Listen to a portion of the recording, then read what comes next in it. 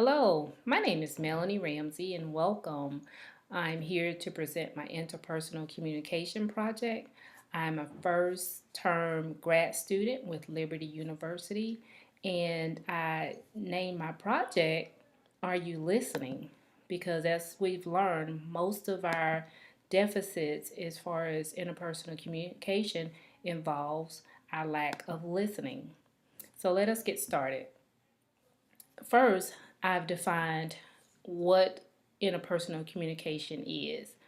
And communication, as described by Stewart, is a process that is complicated and continuous.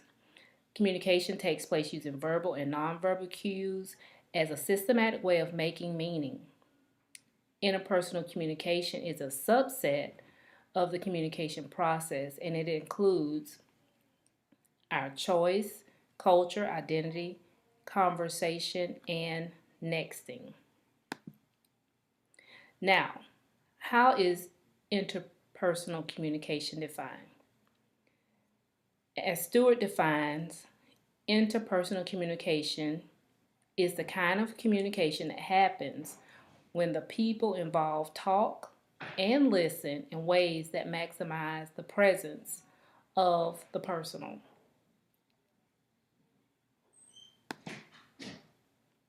And when does it take place? Communication is based on a continuum. Remember I said it's an ongoing process and it begins the moment that we're born. Therefore, interpersonal communication does not happen all at one time and it takes place in a variety of ways. Interpersonal communication happens between families, friends, during times of conflict, at work, between colleagues, on the phone, in emails, text messages, and the list can go on and on. We live in an age that communication is a process that has different meanings for different people based on the devices that they use. These are just some of the ways to give you an idea of the variations.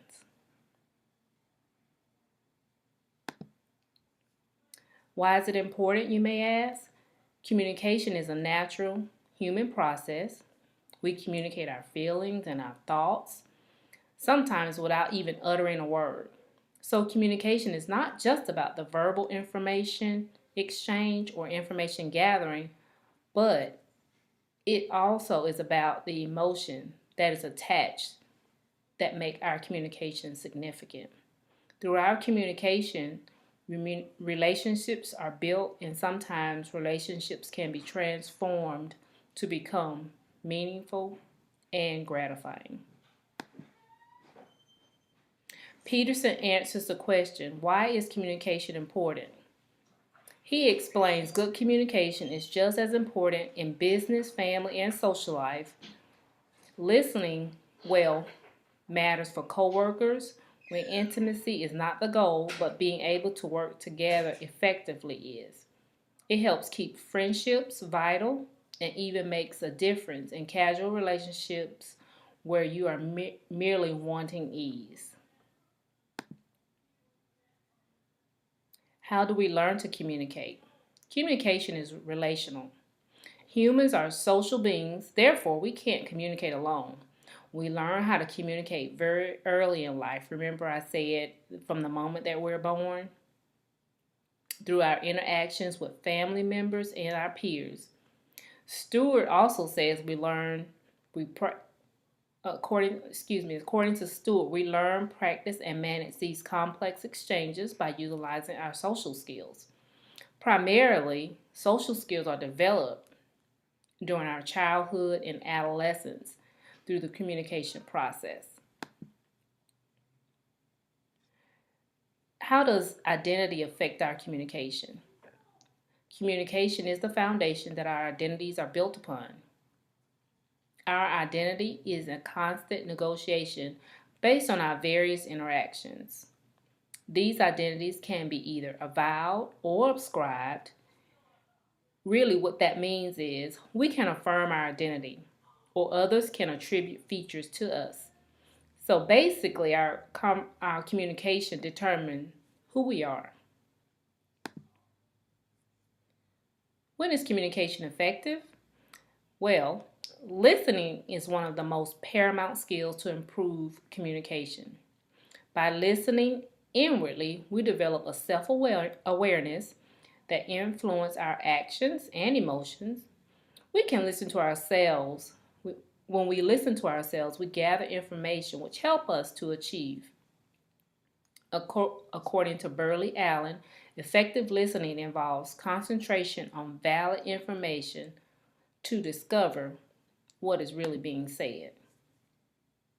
So, if it's important, why don't we listen better? There are many aspects that come into play when considering this question. The first quality to examine is our identity. As already stated, identity is created through our interactions. Therefore, our experiences, formal training, psychological limitations are ways we learn to communicate, which includes our listening. How we develop our listening skills begin from birth and throughout life. People who are important to us communicate messages about our listening. Good listening skills hinges on how well we're listened to as children. Burley Allen refers to this as strokes, which can be negative or positive in our foundational developmental patterns of behavior. A stroke is a form of recognition or attention one person gives to the other. Okay, how does personal experiences influence interpersonal communication? Well, as we've learned, our background and interactions does impact how we communicate. I am a native Floridian. I grew up in Miami during the time of the Cuban influx. My parents divorced early in my childhood. I was the fourth born of 5 children, but was considered to be the most responsible by my siblings after my mother became ill. After her illness, I naturally became her caregiver and assumed the motherly role. My great grandmother had a heavy hand in raising me and my siblings because my mother worked 2 jobs in order to support our family prior to her illness. When I became an adult, I realized that my family was considered poor. I never felt poor. I never went without food or shelter or any other necessities. I was a very active child in school activities. My neighborhood was full of children, so it was never hard to find someone to play with. Neighborhood parents all got along with each other. I attribute the feelings of always being cared for to my mother and great grandmother. Some dreams of living near the beach, some dream of living near the beach, but I actually lived the Miami lifestyle. It was very it was everything anyone would imagine it would be. Miami is a vibrant, lively, energetic, and diverse city with many offerings. Having the beach nearby was definitely a bonus. Personal experience and background influences. Some of my influences are positive and negative as anyone else's. On my positive side, it's mature, accepting, independent, competent, and trusting. On the negative end of the spectrum, I'm an introvert, non-tolerant, judgmental, critical, and easily influenced. So what is our behavior blends? As expressed, identity and communication is based upon personal experiences. Identity is a file or a scribe. Behavior blends are also based on who you really are and what others expect you to be. Behavior blends, as described by Carbonell, are expressive personality traits or patterns of behavior. It consists of 4 temperament model of human behavior. And these 4 personality traits consist of D for directing, driving, demanding, dominating, inspiring, influencing, and it goes on and on.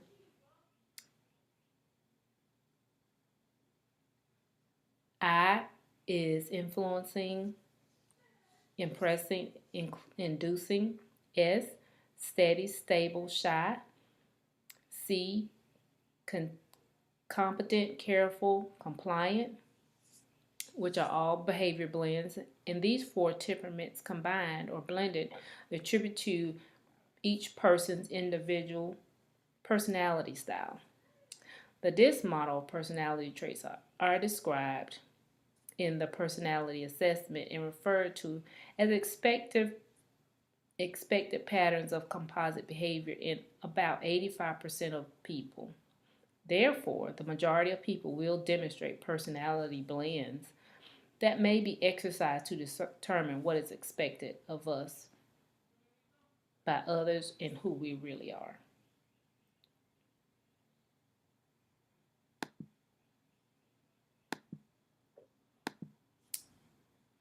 My behavior blend on the positive side is peaceful, considerate, flexible, generous, faithful, kind, stable. On the negative side, judgmental, resentful, critical, pessimistic, grudging, introvert, and worrier. I am very uncomfortable in front of a group. My tendency to be quiet makes people overlook my abilities. I have trouble being assertive. At times, I feel invisible to others. Being critical and judgmental of others tend to make people apprehensive about developing a relationship. So, what are some of my personal barriers? Poor listening skills, prejudice, stereotyping others, level of trust, physical environment, and also emotional state of mind.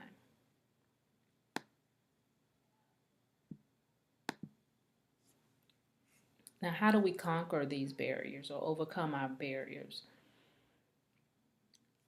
I personally will begin using Peterson's listening techniques. I would be careful about allowing negative feelings to arise when dealing with others that overshadow communication. And I am beginning to understand that a certain level of trust is needed to communicate effectively and build those relationships. Choose a physical environment that is comfortable and acceptable, and keep my emotions in check, which is the hardest thing for me to do. Okay, where do we go from here? Understand how personality and culture may hinder communication. Acknowledge my listening deficit and practice deeper listening. Filter information. Establish a level of intimacy and trust. Vary communication channels. Practice talker listener. Avoid judging. And avoid selective interpretation.